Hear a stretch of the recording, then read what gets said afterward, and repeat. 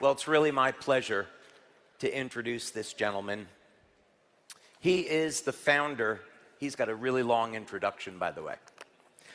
He is the founder of Elevate, which is a production company on a mission. Elevate is one of the most prolific creators of socially conscious media. As a filmmaker, he has been granted rare access into the minds and hearts of world-renowned philosophers, scientists, physicists, doctors, authors, shamans, and human development experts. As a director, he has helmed numerous award-winning and record-setting productions, including theatrical features, network television specials, commercials, and music videos for platinum artists. In 2006, his passion for uniting creatives inspired the birth of Elevate Film Festival. In less than 3 years, the film festival earned the title of the world's largest single-screening film event, hosting up to 6,000 people per screening, filling prestigious arenas such as the Kodiak Theater, the Pasadena Civic, and the Nokia LA Live. In 2011, he received the Conscious Life Humanitarian Award and named a member of the Transformational Leadership Council. In 2020, he directed the documentary series Plandemic that shows the connections and conflicts of interest between the media, the medical industry, politics, and the financial industry during the COVID-19 pandemic. In 2023, he directed the film The Great Awakening that assembles the forbidden puzzle pieces to reveal the big picture of what's really happening in America and beyond. He is a humanitarian, a spiritual thought leader whose goal is to empower the masses and bring awareness to the issues affecting our times. Ladies and gentlemen, please give a warm and loud LifeWave welcome to our friend, Mikki Willis.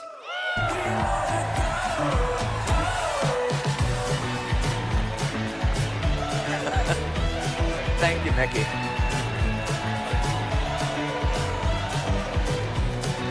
Thank you.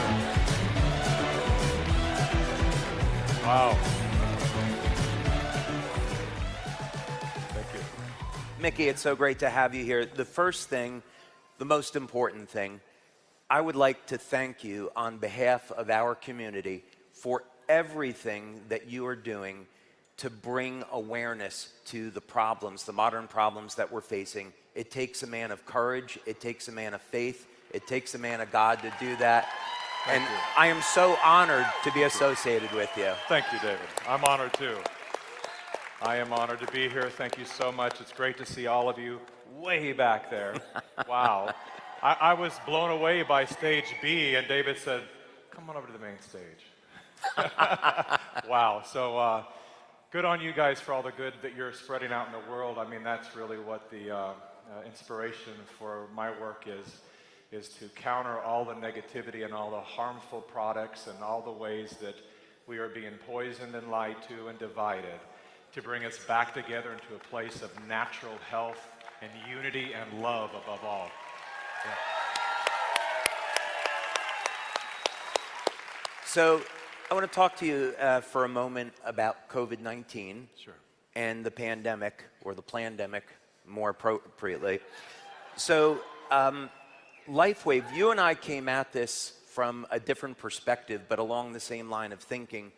When I saw what was happening and unfolding, I began to reach out to the doctors and scientists that were in our network that we do clinical studies with, and I wanted to know for myself, through clinical research that we were going to sponsor, were the vaccines safe and effective the way that we were being told? And the short story is we did clinical research with Dr. Brian Daly at a hospital in New York, and we found in 80 out of 80 people, all of these people had elevated inflammation, a mutated immune system, elevated white blood cell count, and this was incredibly damaging to people's health. Yeah. So I was certainly convinced that what was going on was sinister compared to what we were being told. Well, yeah, that's, and I just want to say, first of all, it's amazing that we can have this conversation. It shows how much the tide has turned.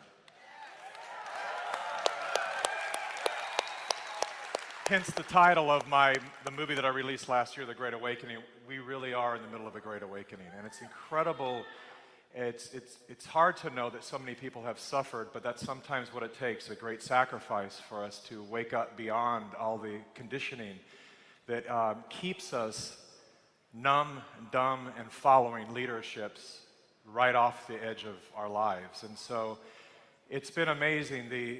The reason people often ask me, they'll say, how were you so quick to jump on, have a film out and ready and released in May of 2020? As a matter of fact, by show of hands, how many of you saw the first Plandemic when it came out? Awesome. Or by applause, let's do that, then I can hear you way back there. Okay, good. Awesome, awesome. Now, people ask me that. They say, it came out May 4th, 2020. How did you know then? And the answer is really simple. My brother was killed by a medicine called AZT that was prescribed by Anthony Fauci in the 80s and 90s. My mother died 34 days later by bad cancer treatments. And so as a young man raised by a single mom, she was literally my hero. To have that kind of trauma happen back to back with older brother and mother, it was a real wake-up call for me to start giving a second look to this thing we call Western medicine.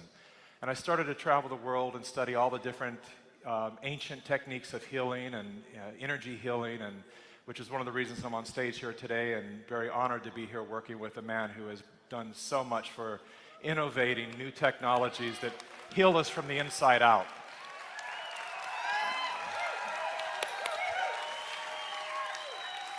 And so it was a very risky and controversial thing that we did, as most of you had saw how much the media attacked us and attacked Dr. Judy Mikovits, who was featured in the first Plandemic film, which, by the way, thanks to the censorship, Plandemic 1 is the most seen independent film in all of history.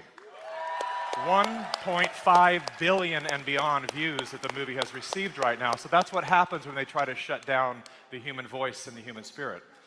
But it was, recognizing who was at the helm of the response to the pandemic. We weren't anti-vaccine or anything like that. It was just recognizing that the people that were at the helm of this and understanding medicine enough to know that you can't rush to market anything like that. There's a reason they call it long-term studies. You can't do a long-term study in a short period of time.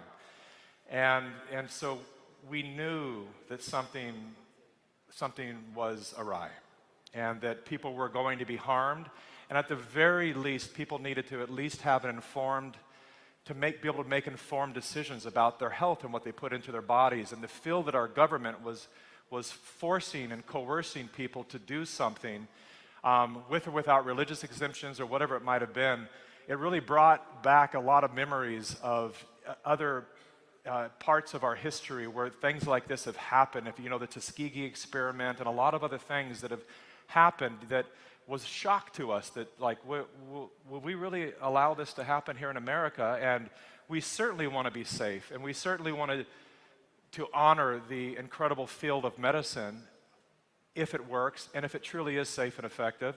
But in this case, because of who was at the helm of this operation, I knew 100% that things were going to be corrupted by politics, and that's exactly what ended up happening. And now we're making movies on people which we're going to talk to you about it later, because there's a lot of people who have experienced severe injuries as a result of following the science, and they are in the thousands, tens of thousands of people and we have a movie coming out called Follow the Silenced, because these were people who followed the science and then they were silenced after they started to say, 4 hours later, and they haven't walked since. There's people in this film who are 22 years old who haven't walked since 2021.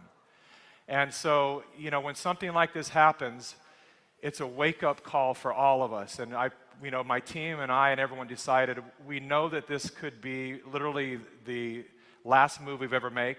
Maybe we'll never work again. Who knows? We're trapped in an industry that prohibits you from speaking outside the narrative. And in a country that's built and based upon, there's a reason that the Bible says in the beginning was the Word, and that our Constitution, the very first amendment, is about free speech. The power of our voice matters so much.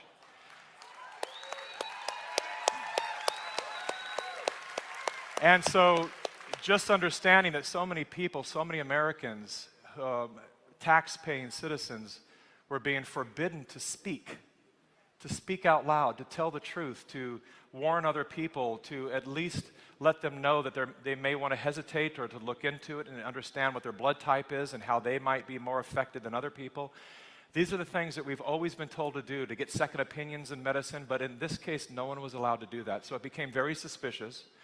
And I will say now that we're now on the edge of 2025, 100% of every claim that was made, and the Plandemic series now is number 4 was just released, Plandemic the musical. I don't know if you've seen it yet, but you need to see it.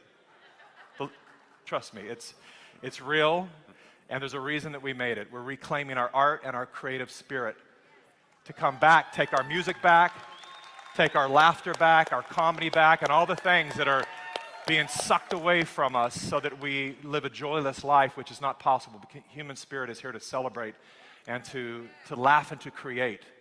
We've been told for so long that we are consumers and consumers take, but we are creators in the likeness of the Creator, here to give. That was beautiful. Thank you. So an interesting thing happens. You and I have something in common, is that when we knew we were being lied to by the government, by the people in charge, we got angry, upset, but what's interesting is we channeled that energy and became creative. So in your case, you started to put together works of art so you could communicate through the media that you're used to working with what was really going on, what was the truth. And in my case, I went into the lab and I said, I'm going to invent something, which became the water machine, so we could empower people with a technology that could change their lives. So now we would have these tools of energy medicine, science, communication, where we could push back against the narrative and empower people with freedom. And we've combined those efforts together. We have.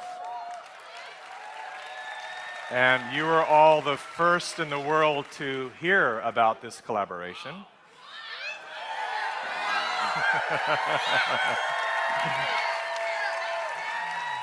And I will just tell you, as we kind of tease it along here, I will just tell you that this collaboration, this untitled, unnamed collaboration, has already created a ripple effect of healing within my company.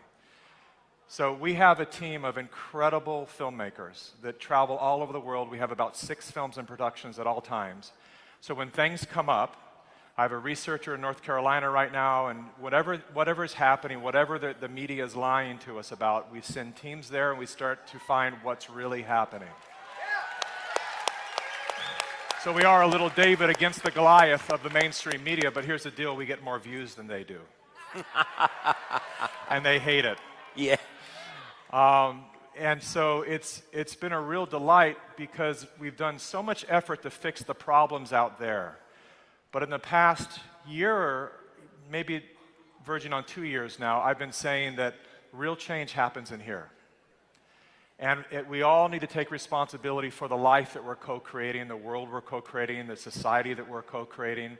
And we have to first get healthy, because if we're not healthy, and then we look at the human organism, we can't really complain that it's not healthy because we are cells in the body of that organism.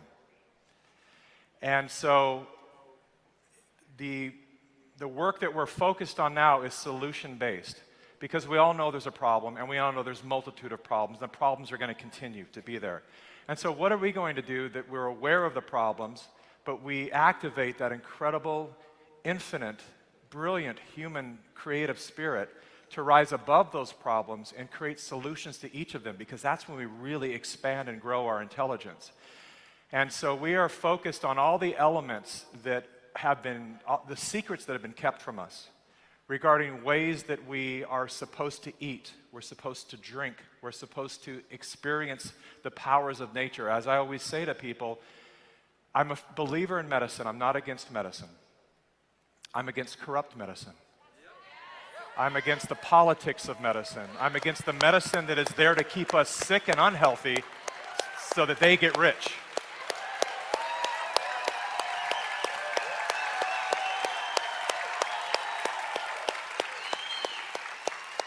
And I always say, if you just stop for a moment, because I think that we're moving so fast and we're so distracted by these little things that you guys are holding up right now. We're so distracted by design that we forget to stop and to understand just how magnificent this experience of life is. Every medicine and food that we need grows from the ground. And it is often in primary colors and in the shape and design of the very organ it's meant to affect. You crack open a carrot and you look at the inside of a carrot and it looks like the pupil of an eye, and guess what? It's great for your eyes. A bell pepper, 4 chambers in the shape of a heart, and guess what? It's good for your heart. Avocado in the shape of the cervix with a seed in the middle, and guess what it's good for? And we go on and on. A walnut. Open that up. It looks like a little mini brain with 2 hemispheres, and it's brain food. It's almost as if God said, children, one day you're going to lose your way, so I'm going to make these things look like exactly what they're meant for in primary colors like Legos so you don't get confused, and they're pretty enough to fascinate you that you might eat them. And then we have these industries going, no, look away from all that. Look away from all of that. And just use the synthetic stuff here that's going to keep you dependent upon our system. And the people, the gift of COVID, I've traveled all over the world, met with audiences this size and smaller, all over the world, is that people are waking up to realize that. And they're waking up to understand the potential of the human body when we feed it right, when we understand the power of light, the power of water, and really take control of what it is that we put into our bodies and what we put out, what we broadcast out of our bodies. When we're responsible for that. And I've seen around the world, I've said COVID unleashed and awakened and gave birth to a generation of citizen journalists. Because in 2020, I could send out my latest research, and I could go in front of an audience like this, and I could tell you my latest research, and people would go, no way, what? I can't do that anymore. Now I can tell you what I think is the most mind-boggling information, and half the audience goes, yeah, I saw it. Yeah, I shared it yesterday. Oh, yeah, I know that. Everybody's aware now. They're aware, they're awake, you're sharing information online, and you're paying attention. And we're particularly paying attention to what's happening within our government. And that's the thing that we're working so hard to reshape right now. But it all starts with what we do on the inside. So that's why when this opportunity came up, and there's some people I want to thank that couldn't be here today because they're so busy. My team is on a flight right now, I believe, to do an interview that might pertain to this collaboration up here, perhaps. And so they couldn't be here. So I want to thank Matthew Guthrie, Tyler Lindsay, Eric Felderhoff, my wife who is here, my wife and children are here, right there. My wife who's my producing partner. I want to thank Jim Caldwell. I want to thank David. Thank you so much, because it's changing the shape of our business already. I was telling him backstage that, we spend 12 hours a day, at least 5 days a week, and we look at all the footage, and some of it's really bad. We see the footage that gets blurred out on the news. We see the raw stuff. And we become thick-skinned because we love what we do and we know we're in service, and we know that we're on the right side of history, so that keeps us going. Yet, we're susceptible to the negativity at times, and it can sometimes weigh us down. And the project that we're so honored to be collaborating on right now has changed the DNA, literally, in my company, such that we're starting to feel a lightness within our work. And it's been therapeutic for us in so many ways that I thank you so much, because there's so much more light infused in the work that we're doing now, and you're about to see a little bit of that. And it's been a real honor. But last but not least, I want to thank a friend of about 20 years, Beamy Casey. Beamy Casey has been a dear friend of my wife's and mine for a number of years, and without her introduction to David, this project that we're about to unveil in front of you right now would not be possible. So thank you, Beamy, so much. Thank you so much. Thank you, Mikki. So I think we've probably teased them long enough. So, dear family, our LifeWave family, we introduce you to a new technology this morning, our water technology, our water machine, and I know you're excited about it. You want to share it with the rest of our community, your brand partners, your customers. But what if we could bring this technology to the rest of the world so that everyone can hear about LifeWave and light-infused water? So let's take this opportunity to show you a teaser trailer for a LifeWave water documentary. Let's take it away. We'll be back. We'll be back.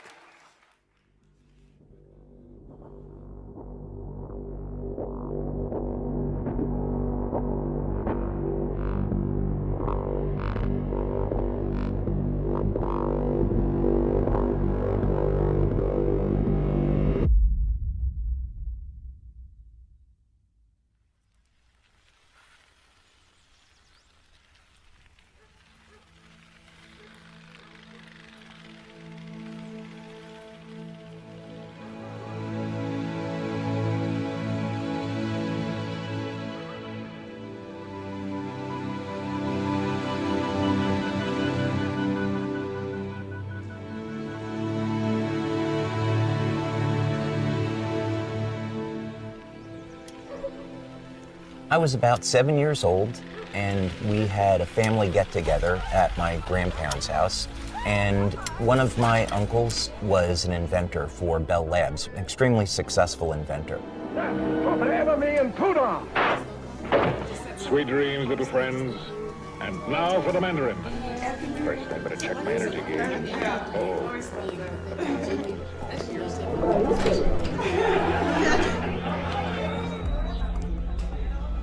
My cousins, they said, hey, let's break away from the adults and we want to go take a look at something.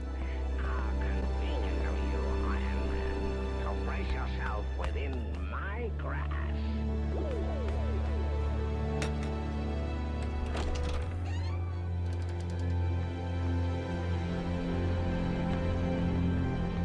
Up there.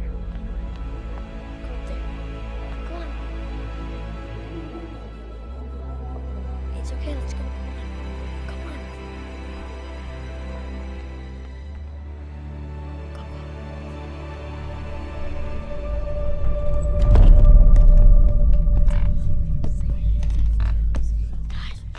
So we went up into the attic.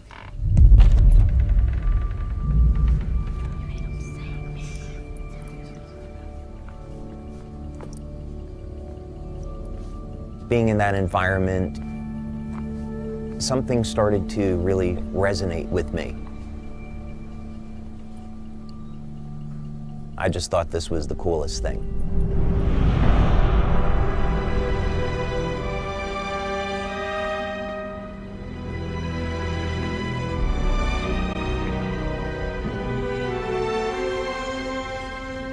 And when we got up there was something covered by this blanket. My cousins took the blanket off, and I saw this incredible machine. It had all of these tubes, electronic controls, dials, and I was immediately fascinated.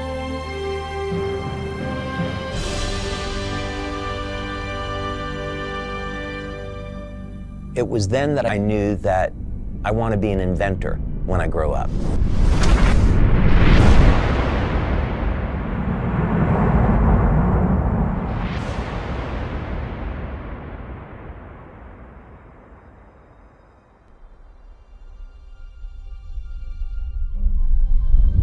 My name is David Schmidt. I am a husband, father, inventor, and the CEO and founder of LifeWave.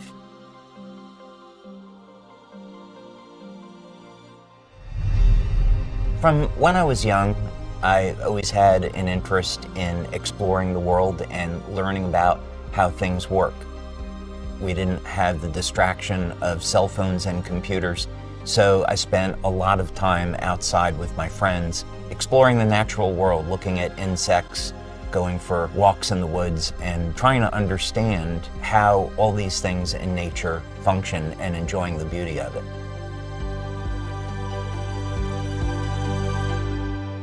So we've asked science to tell us who we are. We have an answer, and many scientists are not comfortable with where that answer is leading.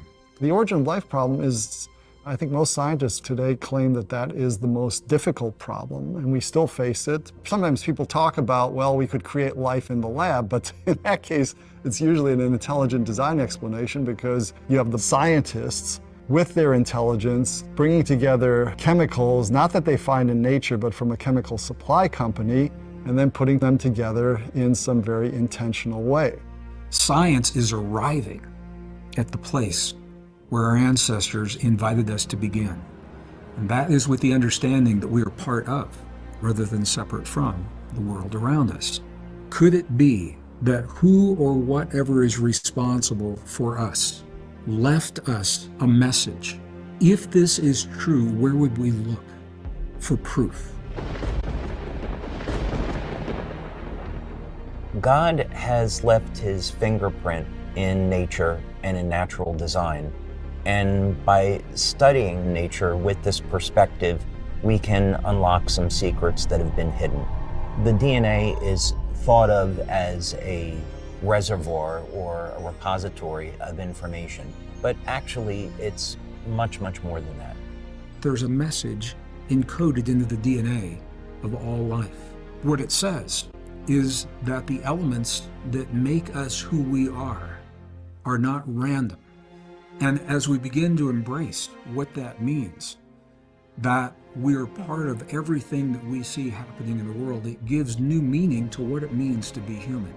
Not only are we more than the product of random processes, but we are designed to interact with the world around us as well as the world within us.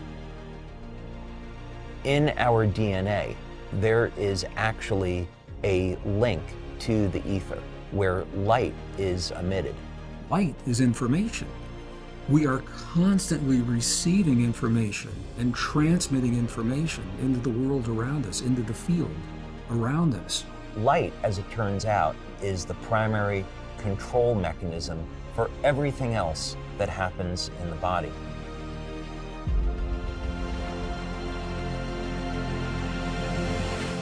If we can understand the language of the DNA, the code by which this all works, that means we can use light in an entirely different way to improve our health, our quality of life, and even change the way we age. What if we could have an external electromagnetic field that would essentially reset the stem cells that are already in our bodies and get them to function like younger, healthier cells? What if we could embed wavelengths of light into water that would trigger the regenerative mechanisms and cause people to heal at a rate as when they were younger? What if we actually found out that in a book that was written thousands of years ago, that information already existed? The first sentence of the book of Genesis is about, in the beginning, how God created the heavens and the earth. So when God was creating the heavens and the earth, there was a mathematical blueprint, and that blueprint shows up in nature. And it happens to show up in organisms that don't age. The mathematical codes are identical. The implications to this are absolutely extraordinary. There's a new philosophy that is emerging in the scientific community. And the philosophy simply says that consciousness informs itself through its creations. And I think it's no accident that it's only now, at this time in history, only now, that we find the message that reveals the deep truth of our existence. The question is, what is our potential? What are the limits of a human body?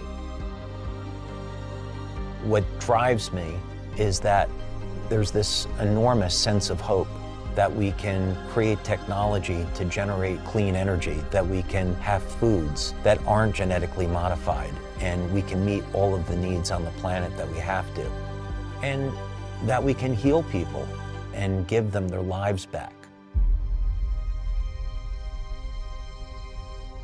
In the beginning, God created the heavens and the earth.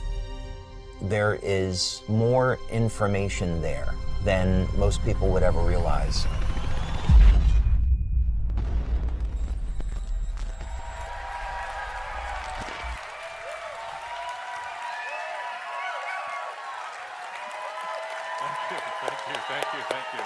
Thank you. Wow.